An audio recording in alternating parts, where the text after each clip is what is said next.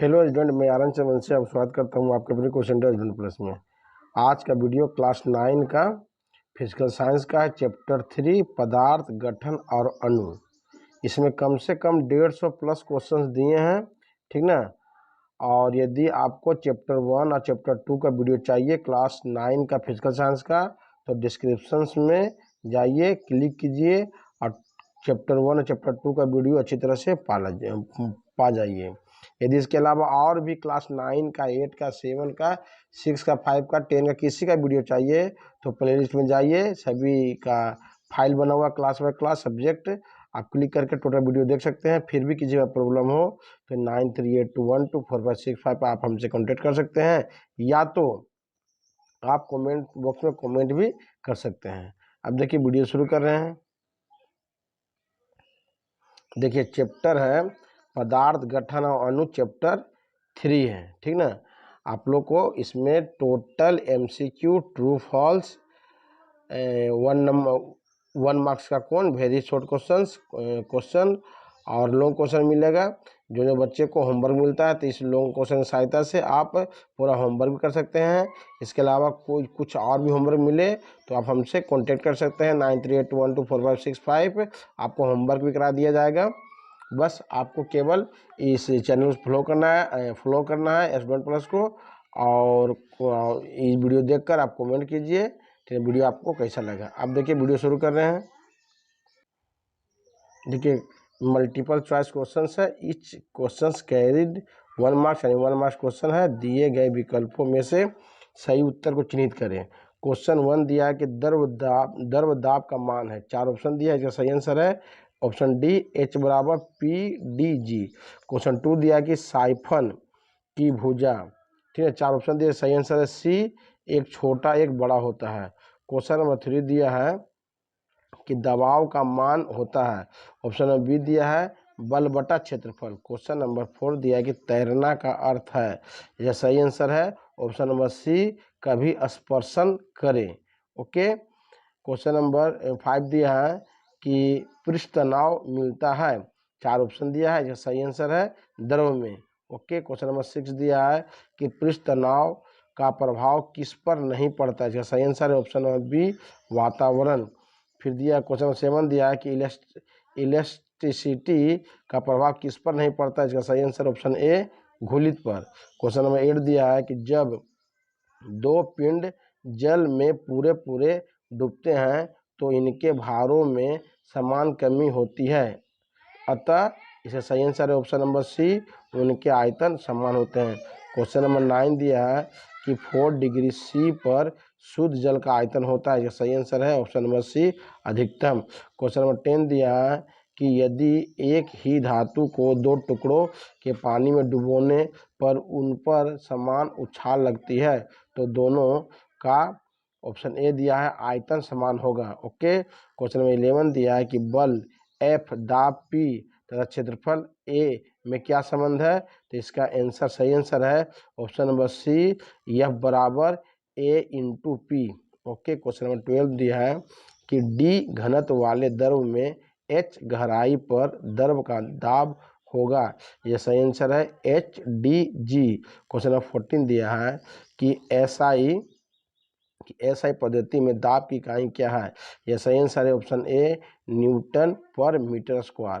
Question number 14 दिया है कि द्रव दाब निर्भर करता है। यह सही आंसर है तीनों पर, यानी गहराई पर भी, घनत्व पर भी और गुरुत्व त्वरण पर भी। ओके। क्वेश्चन नंबर 15 दिया है कि अगर पनडुब्बी को सामान्य जहाज़ों की तरह ऊपर तैरना है तो उसमें उपस्थित पानी की टंकियों के बिल्कुल को, यह सही आंसर है ऑप्शन नंबर सी, कि इतना निकाल देते हैं कि पनडुब्बी के डूबे हुए भाग का उत्प्लावन बल ऊपर से पड़ने वाले दबाव के बराबर हो जाए।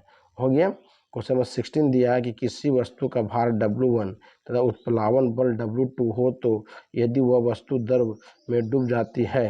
यह सही आंसर है ऑप्शन नंबर बी, कि W1 greater than W2। Okay, ठीक ना। और फिल इन द ब्लैंक्स है, ये भी क्वेश्चन सब 1-1 मार्क्स का है। क्या दिया क्वेश्चन 1 नंबर कि दबाव की इकाई ऐसा पद्धति में होती है। जो सही आंसर है न्यूटन पर मीटर स्क्वायर। क्वेश्चन नंबर 2 दिया है कि बैरोमीटर से खाली स्थान मापा जाता है। जो सही आंसर है वायुमंडलीय दबाव। क्वेश्चन नंबर 3 दिया है कि जल का बहाव खाली स्थान से खाली स्थान के तरफ होता है। जो सही आंसर है उच्च से निम्न की ओर। क्वेश्चन नंबर 4 दिया है कि साइफन द्वारा द्रव को खाली स्थान से खाली स्थान में लाया जाता है। जो सही आंसर है ऊपर से नीचे। क्वेश्चन नंबर 5 दिया है कि उत्प्लावकता का उपयोग खाली स्थान में होता है। जो सही आंसर है पनडुब्बी। क्वेश्चन नंबर 6 दिया है कि अपेक्षित घनत्व की इकाई खाली स्थान होता है। जो सही आंसर है नहीं। ओके, अपेक्षित घनत्व की इकाई नहीं होता है। क्वेश्चन नंबर 7 दिया कि मधु का विस्कोसिटी होता है। इसका सही आंसर है 830। मेरे प्यारे स्टूडेंट, ये हमारा एक चैनल है स्टूडेंट प्लस, एक चैनल और भी है आर एन कोचिंग सेंटर। यह चैनल जो रेलवे, बैंकिंग या एसएससी की तैयारी करते हो उसका लिए हैं। जो घर में आपके बड़े भाई या आपके कोई बड़े तैयारी करते हो तो उसके लिए भी यह वीडियो अवेलेबल है। उसका लिंक हम डिस्क्रिप्शन में दे देंगे, आप क्लिक करके आप उन लोगों को भी दिखा सकते हैं। ओके, क्वेश्चन नंबर 8 दिया है कि विस्कोसिटी को पाइप में बहाव का वेग खाली स्थान भाग में अधिक होता है। जैसा आंसर है पतले। क्वेश्चन नंबर 9 दिया है कि इलास्टिक का उदाहरण है। यह सही आंसर है देखिए रबर है। ओके, क्वेश्चन नंबर 10 दिया है कि दैनिक जीवन में प्रयोग आने वाले वस्तु खाली स्थान जो इलास्टिसिटी पर निर्भर होता है। सही आंसर है पिलर। क्वेश्चन नंबर 11 दिया कि इलास्टिक कांस्टेंट को द्वारा प्रदर्शित किया जाता है। तो इसे दिया है बीटा द्वारा प्रभावित किया जाता है, ठीक ना। क्वेश्चन 12 दिया है कि घनत्व की इकाई ऐसा पद्धति में होता है इसका सही आंसर है किलोग्राम पर घन मीटर।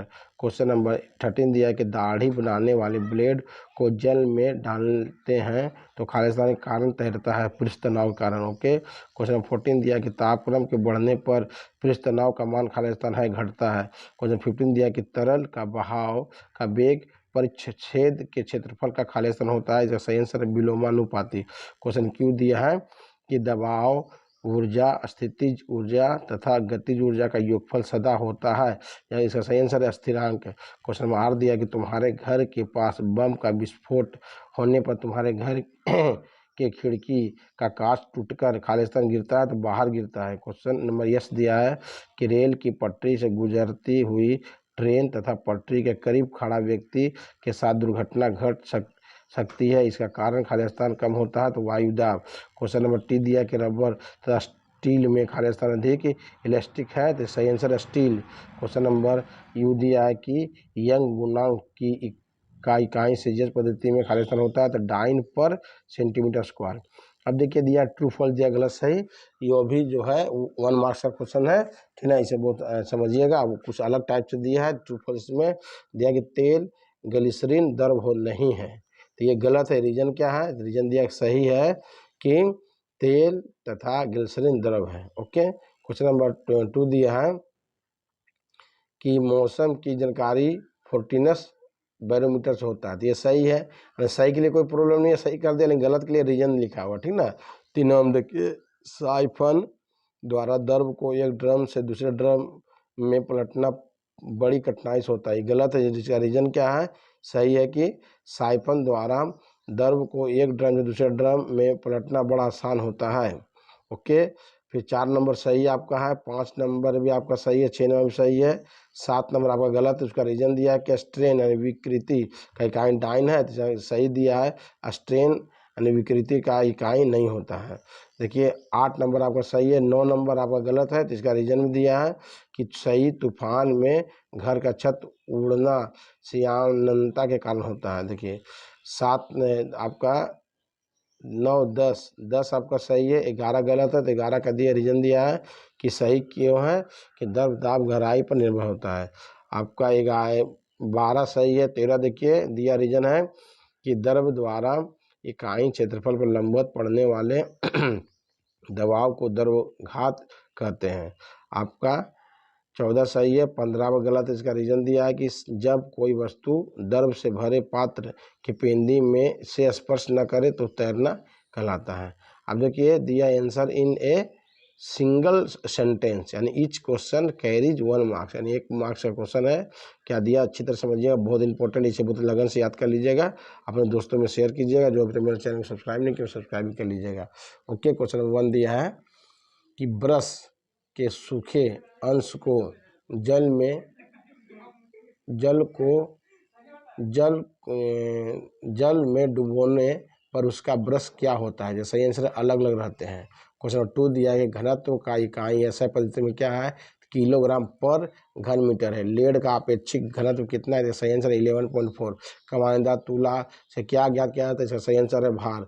बैरोमीटर के कांच की नली की लंबाई कितनी होती है, 1 मीटर। फिर नेक्स्ट दिया है कि तरल का बहाव का वेग किस पर निर्भर करता है, सही आंसर है परिच्छेद के क्षेत्रफल पर। क्वेश्चन नंबर 7 दिया है कि स्टील के तार तथा रबड़ में कौन सा इलास्टिक है, तो स्टील का तार। क्वेश्चन नंबर 8 दिया है कि अस्त्रीज की इकाई ऐसा पद्धति में कितनी है, तो न्यूटन पर मीटर स्क्वायर। प्लास्टिक क्या होता है, सही आंसर जो लचीला नहीं होता है। क्वेश्चन नंबर 10 दिया घनत्व तथा विस्कोसिटी 2 राशि है, लेकिन इन पर तापक्रम का प्रभाव कैसे पड़ता है, तो समान प्रभाव पर। क्वेश्चन नंबर 11 दिया कि ट्रैक्टर का पहिया का क्षेत्रफल अधिक होने से क्या लाभ होता है, सही आंसर ट्रैक्टर आसानी से गीली तथा चिकनी सतह पर बिना धंसे चलता है। क्वेश्चन नंबर 12 दिया है कि दो चलनशील द्रव का नाम बताओ, दूध और जल। क्वेश्चन 13 दिया है कि तेल तथा ग्लिसरीन आदि चिपचिपा द्रव क्यों कहलाता है, सही आंसर है कि तेल तथा ग्लिसरीन आदि द्रव धीरे धीरे प्रभावित होता है, इसलिए इसे चिपचिपा द्रव कहते हैं। क्वेश्चन नंबर 14 दिया है कि 14 नंबर के साइफन 14 नंबर दिया कि साइफन के छोटी भुजा में छिद्र हो तो क्या होगा, जैसा सही आंसर साइफन नहीं कार्य करेगा। क्वेश्चन नंबर 15 दिया कि क्या साइफन पर वायुमंडलीय दबाव का प्रभाव पड़ता है, जैसा सही आंसर हाँ, वायुमंडलीय दाब का शून्य होने पर साइफन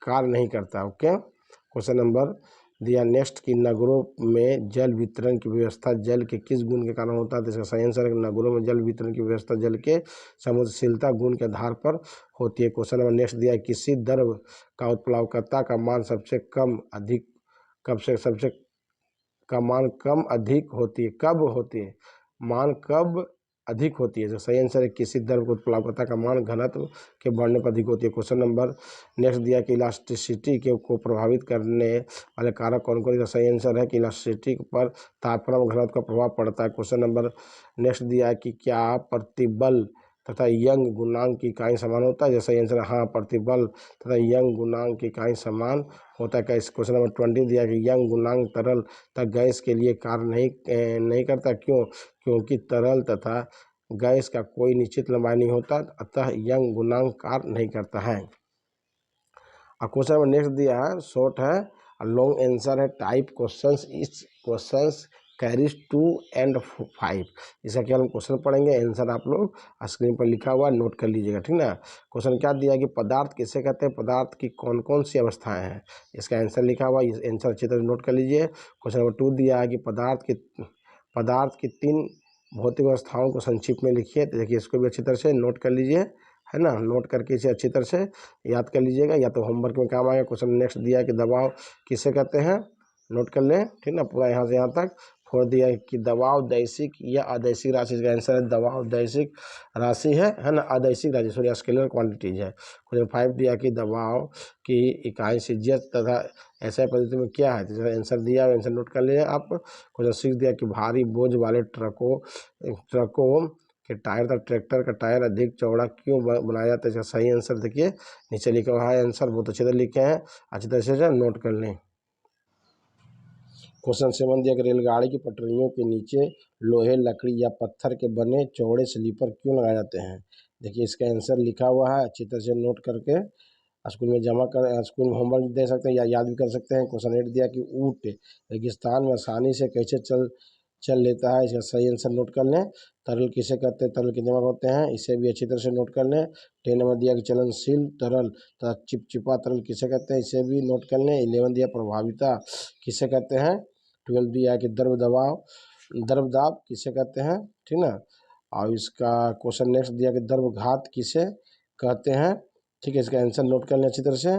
फिर दिया है कि 14 नंबर की ऊर्ध्व द्रवघात किसे कहते हैं, इसका आंसर नोट कर लें। 15 दिया कि द्रव के भीतर किसी गहराई पर द्रव दबाव का माप किस तरह के होते हैं, इसका भी नोट अच्छी तरह से कर लें। क्वेश्चन 16 दिया है कि द्रव दबाव की क्या क्या विशेषताएं हैं, तो इसे अच्छी तरह से विशेषताएं जब नोट करें। 17 दिया कि प्रयोग द्वारा प्रसिद्ध करो कि किसी निश्चित गहराई पर द्रव दबाव प्रत्येक दिशा में समान होती है तथा विभिन्न द्रवों का दबाव अलग अलग होती है, इसे भी नोट कर लें आंसर।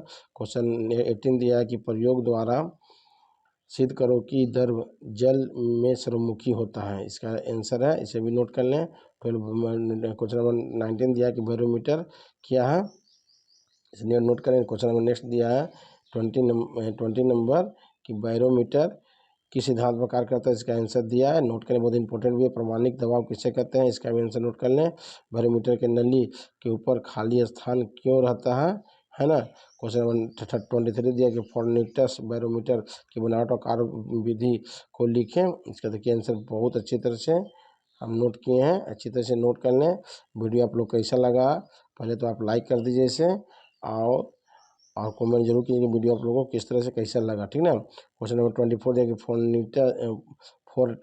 फोर्टिनस बैरोमीटर से हमें मौसम की क्या क्या परिणाम मिलता है, इसका आंसर लिखा है, बहुत बारीकी से इसका आंसर आप नोट करें, ठीक ना।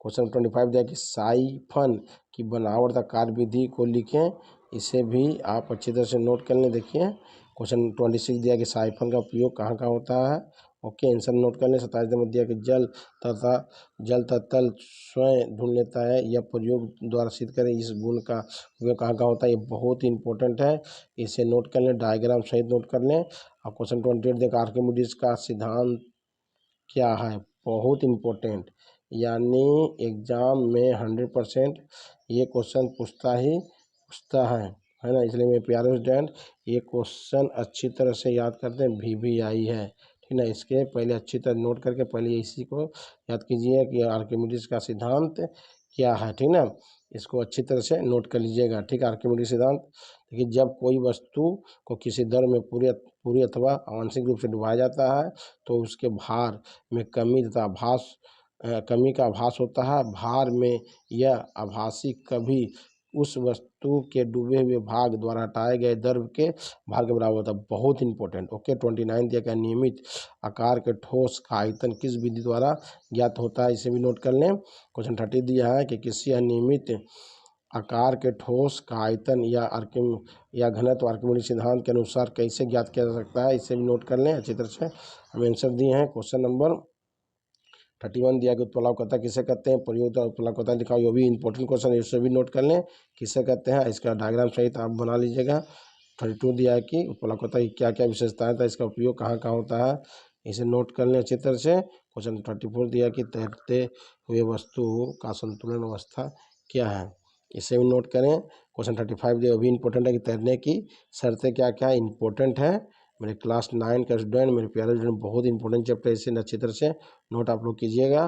क्वेश्चन नंबर 36 है कि आभासी भार क्या है, तो आभासी भार क्या, इसका नोट करने घनत्व किसे कहते हैं, तो सीधे से ऐसा पद्धति में कहें कि बहुत ज़्यादा इंपॉर्टेंट आउटस्टैंडिंग क्वेश्चन है, इसे अच्छी तरह से नोट करिएगा, ठीक है। क्वेश्चन नंबर 38 दिया है घनत्व पर तापमान में क्या प्रभाव पड़ता है, ओके। क्वेश्चन नंबर नेक्स्ट दिया है कि लेड का अपेक्षित घनत्व 11.4 है, ऐसे परिस्थिति में लेड का घनत्व कितना होगा, ओके। क्वेश्चन नंबर नेक्स्ट दिया है कि पृष्ठ तनाव किसे कहते हैं, इंपॉर्टेंट क्वेश्चन, दैनिक जीवन में घटने वाले कुछ पृष्ठ तनाव को उदाहरण दो, इंपॉर्टेंट क्वेश्चन, तरल के पृष्ठ तनाव पर किन किन कारकों का प्रभाव पड़ता है, ओके। क्वेश्चन नंबर नेक्स्ट दिया है कि श्यानता किसे कहते हैं, नोट कर लीजिएगा। फिर क्वेश्चन दिया है कि थर्मिनल वेलोसिटी किसे कहते हैं, ओके। क्वेश्चन नंबर नेक्स्ट दिया कि ट्रेबुलेट फ्लो किसे कहते हैं, घनत्व और साम्यान्यता में क्या संबंध है, इंपॉर्टेंट क्वेश्चन। क्वेश्चन 6 दिया तरल के बहाव दर क्या होता है, इंपॉर्टेंट है। क्वेश्चन 7 दिया तरल का बहाव दर पर आधारित कुछ क्रियाओं को लिखो, इससे अच्छी तरह वीडियो रोक कर नोट कर लीजिएगा अच्छी तरह से, उसके बाद आगे बढ़िएगा। क्वेश्चन 8 दिया कि हमारे दैनिक जीवन पर श्यानता का प्रभाव पड़ने वाले प्रभाव को लिखो, देखिए अच्छी तरह से नोट कर लीजिए। क्वेश्चन नेक्स्ट दिया कि बर्नौली का सिद्धांत क्या, बहुत इंपॉर्टेंट, ये नोट कर लीजिए, ओके। बर्नौली के सिद्धांत का गणितीय रूप में दिखाओ कि संपूर्ण यांत्रिक ऊर्जा स्थिर होता है, बहुत ज़्यादा इंपॉर्टेंट है ये सब क्वेश्चन बाबू, इसे बहुत अच्छी तरह से नोट करके याद कीजिएगा। क्वेश्चन नंबर 3 दिया कि बर्नौली के सिद्धांत के अनुसार से हमारे दैनिक जीवन में घटने वाली घटनाओं का कुछ उदाहरण लिखिए, ये भी अच्छी तरह से नोट कर लें। फिर दिया प्रत्यास्थता, ठीक है कि प्रत्यास्थता किसे कहते हैं, इसका आंसर दिया है, नोट कर लीजिए कि फिर प्रत्यास्थता विरूपण किसे कहते हैं, फिर इलास्टिक और प्लास्टिक में, इलास्टिक और प्लास्टिक में मूल अंतर क्या है, ये भी नोट कर लें। फिर दिया प्रत्यास्थता सीमा क्या है, ओके। फिर दिया कि प्रत्यास्थता किन किन कारकों पर निर्भर करता है, ये भी नोट कर लेंगे अच्छी तरह से। क्वेश्चन 6 दिया कि विकृति किसे कहते हैं। क्वेश्चन नेक्स्ट दिया है कि इसका आंसर नोट कर लीजिए कि लंबाई विकृति क्या है। क्वेश्चन नेक्स्ट दिया 8 नंबर के आयतन विकृति क्या है, नोट करके लिखिएगा। फिर क्वेश्चन 9 दिया कि प्रतिबल, प्रतिबल किसे कहते हैं। क्वेश्चन दिया प्रतिबल की सीजीएस ऐसे पद्धति क्या है, ओके। क्वेश्चन 12 दिया कि हुक का नियम कैसा है, ठीक, नोट कर लें। क्वेश्चन 14 दिया कि इलास्टिक कांस्टेंट क्या है। क्वेश्चन 15 दिया कमाईदार तुला का बल स्थिरांक है, ठीक है, इसको अच्छी तरह से नोट कर लें। क्वेश्चन नेक्स्ट दिया है कि दैनिक जीवन में प्रतिष्ठा का उपयोग क्या है, ठीक है। क्वेश्चन नेक्स्ट दिया किसी ठोस का लचीलापन क्या है, ओके। फिर नेक्स्ट क्वेश्चन दिया ठंडा तथा गर्म के मौसम में स्नेहक का गुणांक क्या होता है, इसे भी नोट कर लें। और क्वेश्चन लास्ट दिया 20 की तीव्र वेग से चलती हुई ट्रेन के किनारे खड़ा होना क्यों खतरनाक होता है। मेरे प्यारे स्टूडेंट, हम फिर बोल रहे हैं कि हमारा एक चैनल और है आर्यन कोचिंग सेंटर, इसमें रेलवे एसएससी बैंकिंग सभी टोटल मैथ रीजनिंग और जीके होता है। इसमें per day question current affairs और साइंस का या जीके देते हैं, इसलिए जो जो तैयारी करते हैं आप घर में वे उसे देख कर तैयारी कर सकते हैं, ठीक है। और उसका लिंक डिस्क्रिप्शन में अवेलेबल है, आप देख सकते हैं।